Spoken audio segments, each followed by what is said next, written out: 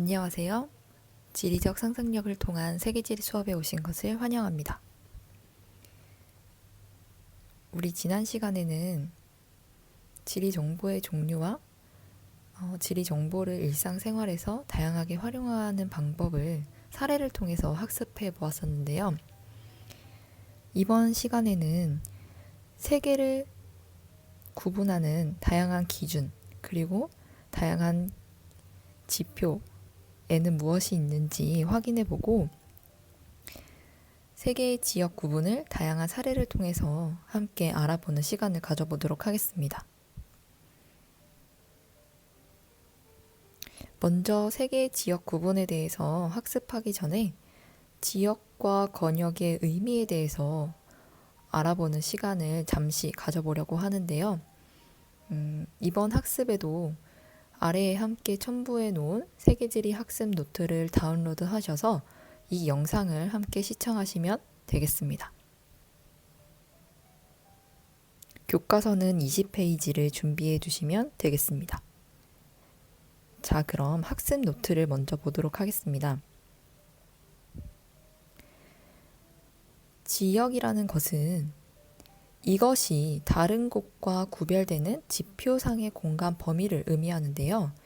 다른 곳과 구별되기 위해서는 지역만이 가지고 있는 어떠한 특성이 있어야겠죠. 그래서 지표상에 나타나는 것, 그런데 그것이 다른 곳과 구별되는 이것을 우리가 기준으로 지표상의 공간 범위를 설정하는 것을 지역이라고 합니다. 바로 빈칸에 들어갈 말은 지리적 특성인데요. 이러한 지리적 특성이 다른 곳과 구별되는 지표상의 공간 범위를 우리가 지역이라고 이야기합니다. 이 지역은 넓은 범위부터 좁은 범위까지 다양한 규모로 표현이 될 수 있고, 다양한 지역의 구분은 또 다양한 관점의 지리적 정보를 획득하는 데 도움이 됩니다. 자연적, 문화적, 사회적, 경제적 기준을 더해서 다양하게 구분을 하여 사용하고 있습니다.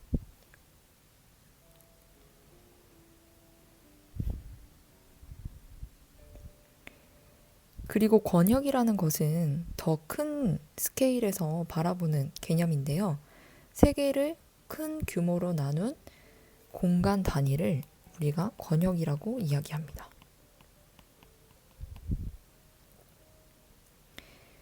이 권역을 구분하는 기준에도 굉장히 다양한 기준이 사용이 되고 있고, 이 권역이라는 것은 다양한 기준을 통해서 지역을 구분함으로써 지표면에서 이루어지는 자연과 인간과의 관계, 그리고 이것을 이해하기 위해서 우리는 이렇게 권역을 구분하여 사용하고 있는데요. 이 빈칸에 들어갈 개념의 정의를 한번 먼저 보도록 하겠습니다. 이것은 지역의 자연 환경과 인문 환경이 결합하여 형성된 그 지역만이 가지고 있는 독특한 특성을 의미하는 건데요. 이것은 바로 지역성입니다.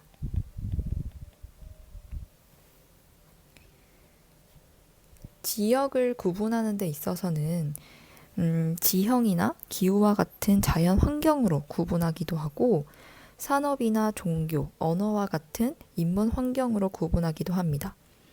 지역 구분에 있어서 가장 일반적으로 사용되는 방법은 아래에 소개되고 있는 이 두 가지 방법이 많이 활용이 되고 있는데요.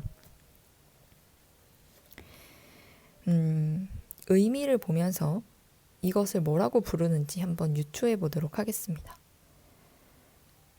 이 땡땡 지역이라는 개념은 특정한 지리적 현상이 동일하게 나타나는 공간 범위를 의미합니다. 동일하게 나타나는 공간 범위라는 의미를 담아서 이것은 동질 지역 또는 등질 지역이라고 부릅니다. 그리고 또 하나 일반적으로 사용되고 있는 이 지역은 중심지와 그 주변 지역이 기능적으로 연결되어 있어서 중심지에 영향이 미치는 공간 범위를 이렇게 땡땡 지역이라고 부르는데요. 기능적으로 연결되어 있는 범위를 나타내는 개념이라고 하여 이것은 기능 지역이라고 합니다. 이 동질 지역과 기능 지역은 비슷한 것 같으면서도 다른 것을 나타내는 지역 개념인데요. 특징을 보시면 그 차이를 한눈에 발견할 수 있습니다. 등질 지역은 말 그대로 지리적 현상이 동질하게 나타나는 범위를 묶어낸 지역이기 때문에 어떠한 중심지가 존재하지 않고 중심지가 없기 때문에 지역 간의 계층 역시 나타나지 않습니다. 하지만 기능 지역은 중심지와 그 배후지가 기능적으로 연결되어 있는 범위를 나타내는 개념이기 때문에 중심지와 그 주변 지역 또는 배후지 간의 계층이 나타날 수밖에 없고 기능이 많이 연결이 될수록 가깝고 기능이 적게 연결될수록 멀어지는 관계가 이루어지기 때문에 교통통신의 발달에 영향에 아주 크게 받는 그러한 특징도 나타나게 됩니다. 그러면 각각의 지역이 어떻게 나타나는지 사례를 한번 통해서 알아보도록 할까요? 지리적 현상이 동일하게 나타날 수 있는 것에는 이렇게 지도를 보면 알 수 있는 것처럼 토지 이용의 정도는 동질 지역으로 확인할 수 있는데 노란색으로 표시되어 있는 것은 농경지, 연두색으로 표시되고 있는 것은 목초지, 그리고 주황색은 지중해식 농업, 초록색은 숲의 모양을 표시하고 있습니다. 이렇게 동일한 이용도를 나타내고 있는 것은 기능 지역보다는 등질 지역으로 나타내는 것이 더 적절하겠네요. 한편 기능 지역 같은 경우는 연간 항공 승객 수를 기준으로 각각의 도시가 얼마나 이용객이 있는지 그리고 도시 간에 어떤 관계를 가지고 있는지를 알 수 있는 건데요. 가장 큰 원을 이루고 있는 것이 바로 여기 프랑스 파리입니다. 파리가 가장 이용객이 승객 수가 가장 많다는 것은 이 내부 도시 중에서 프랑스의 도시 중에서 가장 중심지 역할을 하고 있다는 것을 이해할 수 있고 그리고 리옹, 마르세유, 니스와 같은 도시에 많은 이동이 있다는 것을 알 수가 있습니다. 그래서 이렇게 기능 지역을 나타낸 지도 같은 경우는 계층이 뚜렷하게 나타나는 모습을 확인할 수 있습니다. 실제로 수능 문제에서도 이렇게 동질 지역과 기능 지역의 특징을 묻는 문제가 많이 출제가 되고 있는데 이 사례로 제시되고 있는 지도만 보아도 어떤 것이 동질 지역인지 어떤 것이 기능 지역인지 우리가 확인할 수 있습니다. 좀 더 자세하게 사례를 적어보자면 문화와 같이 그 지역에 동일한 문화를 가지고 있는 것을 묶는 것 또한 동질 지역으로 표현할 수 있고요. 그리고 가장 흔하게는 밭농사가 이루어지고 있는 지역, 그리고 논농사가 이루어지고 있는 지역을 표시하는 농업지역도 동질 지역으로 표시할 수 있습니다. 그리고 열대기후지역, 온대기후지역, 냉대기후지역과 같이 기후지역도 동질지역으로 우리가 확인할 수 있습니다.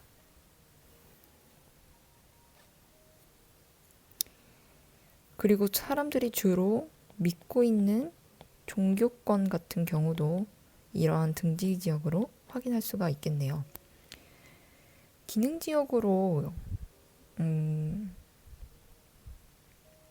묶을 수 있는 사례에는 어떤 것이 있을까요?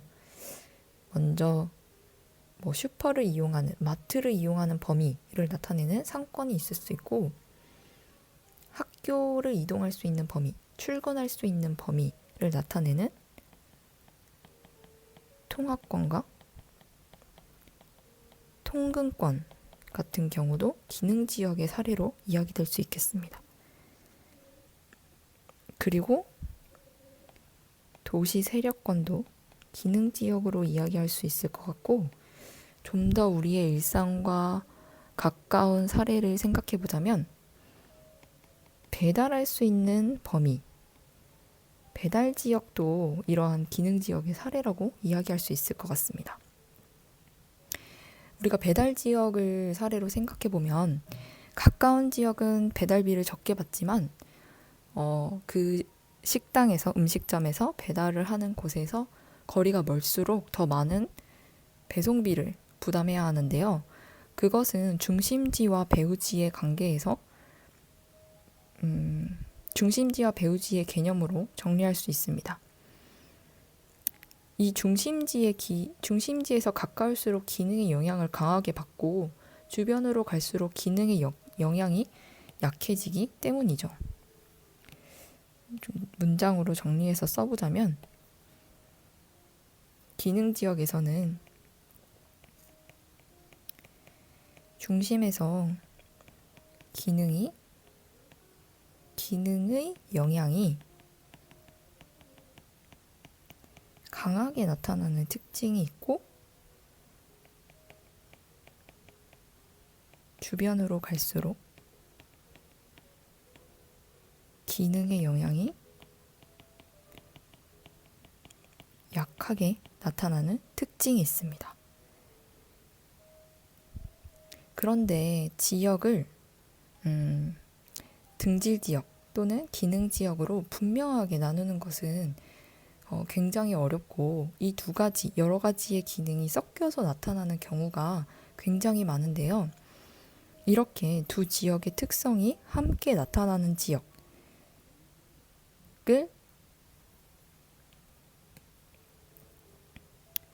여러 가지의 기능이 섞여서 통합되어서 나타난다라고 하여 이 지역을 점이지역 또는 점이지대라고 이야기를 하는데요. 특히 이렇게 두 지역의 특성이 또는 여러 가지의 특성이 함께 섞여서 나타나는 것은 지역과 지역의 경계부에서 흔하게 나타납니다. 따라서 동질 지역과 기능 지역 모두 점이 지역이 나타날 수 있어요. 이 그림에서 점이 지역을 찾아보자면 어디가 점이 지역이 될 수 있을까요? 그렇죠. 노란색과 파란색 그리고 빨간색이 함께 어우러져서 나타나는 이 지점이 바로 점이지대가 되겠습니다.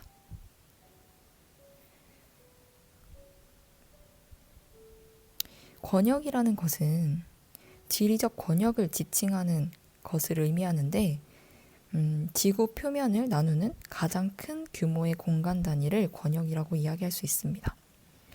이렇게 지구의 표면을 여러 권역으로 나누기 위한 지표들은 굉장히 여러 가지가 있고 이 여러 가지의 지표를 활용을 해서 권역을 나누어서 우리가 많이 활용을 하고 있지만 사실 생각해보면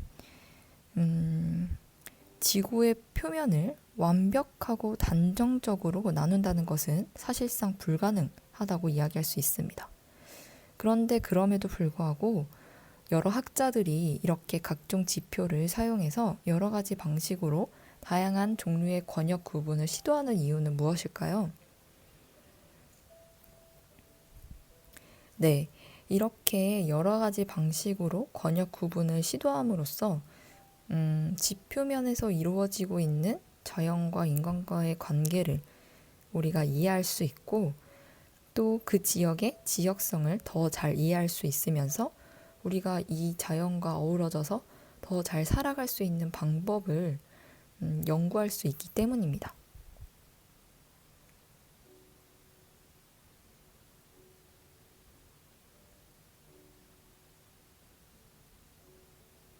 그러면 다음 장에 넘겨서 세계 권역의 구분을 하는 데 있어서 우리가 자주 사용하고 있는 지표에는 어떤 것이 있는지 한번 구분하여 정리해 보도록 하겠습니다. 권역을 구분하는 기준은 이렇게 굉장히 다양한데요. 먼저 수륙분포라던가 지형, 기후, 식생, 토양 등을 가지고 권역을 구분하는 경우도 많이 활용되고 있습니다. 이것을 하나로 묶어서 자연적 요소라고 이야기할 수 있고요. 그리고 이 자연적 요소 말고도 의식주, 사회제도, 정치 조직, 세계관, 언어나 민족, 종교, 문화적 가치를 활용해서 권역을 구분하는 방법도 있습니다. 언어와 민족, 종교, 문화적 가치를 포함하는 이것은 문화적 요소라고 크게 묶어볼 수 있을 것 같습니다. 그리고 또 다른 방법으로는 시간에 따른 변화를 가지고 구분을 하거나 지역을 배경으로 하는 역사, 예를 들어 유럽 식민 지배를 받은 지역이나 이슬람 문화의 지배를 받은 지역을 묶어내는 방법도 있는데요. 이것은 역사적 요소를 활용한 방법이 되겠습니다. 그리고 마지막으로 기능의 중심이 되는 핵심지와 배후지를 갖는 정치와 경제 등의 기능들, 예를 들어 다국적 기업이나 교통의 중심지 등으로 상호작용이 발생하는 지역을 묶는 방법도 있는데 이것은 기능적 요소에 해당하겠습니다. 이렇게 자연적 요소, 문화적 요소, 역사적인 요소, 기능적 요소를 기준으로 권역을 구분을 하려고 노력을 하고 있지만 역시나 앞에서 이야기했던 것처럼 이러한 기준들은 자연과 인문적 특성이 어우러져서 섞여서 나타날 수밖에 없습니다. 그래서 하나의 권역 안에서도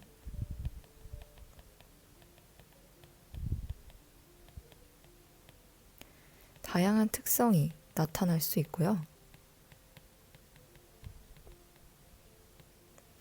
그리고 특히나 권역의 경계에서는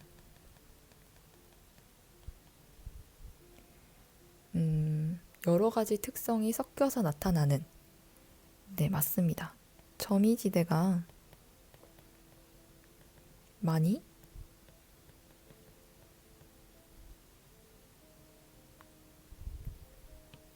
점이지대의 형태가 많이 발견될 수밖에 없겠죠.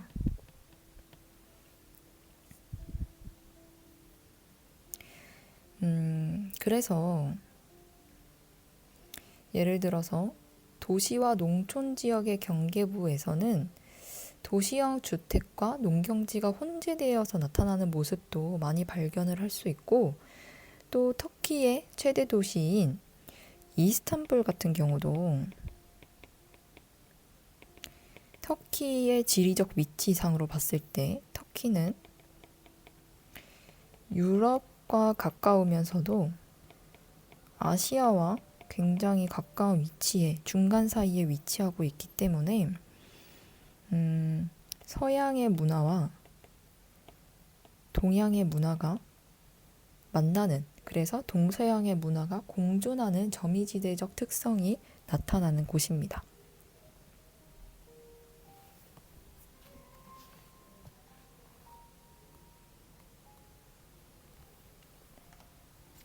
그러면 다시 교과서로 넘어가서 우리가 방금 4가지로 구분해 보았던 지표를 여기 활동에서 소개하고 있는 자료와 함께 매칭해보는 활동을 해보도록 하겠습니다. 우리가 방금 확인했던 그 지표 기준 4가지 자연적 요소 그리고 문화적 요소 그리고 역사적인 요소 그리고 기능적 요소가 있었는데요. 자, 그러면 자료 2번에 강수량의 계절 특성에 따른 지역 구분 계절에 따라서 강수량이 많이 내리고 또는 적게 내리고 어느 계절에 집중되는지를 나타낸 지도인데 이것은 4가지의 지표 중에 그렇죠. 자연적 요소에 해당하는 구분이 되겠습니다. 그리고 자료 3번은 돼지고기를 선호하는 지역과 금기하는 지역을 나타낸 권역 구분인데 돼지고기를 금기하는 지역이 굉장히 눈에 띄네요. 이것은 종교의 영향을 받은 지역을 이기도 한데 이러한 권역 구분을 분류하자면 네, 문화적 요소가 적절하겠네요. 자, 그러면 자료 4번. 세계의 국가별 1인당 국내 총생산을 나타내는 이 권역 구분은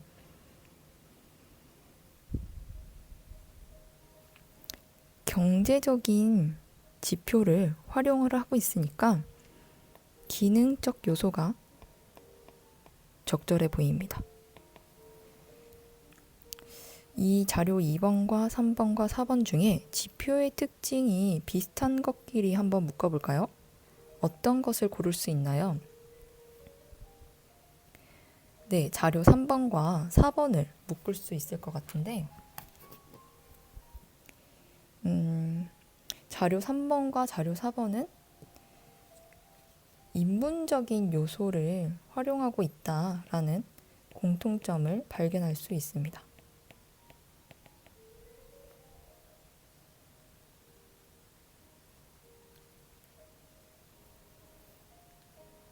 자, 그러면 이제 다음 영상에 이어서 세 개의 권역의 구분의 기준과 방법, 그리고 다양하게 구분되어서 활용되고 있는 세 개 권역을 사례를 통해서 확인해보는 시간을 이어보도록 하겠습니다.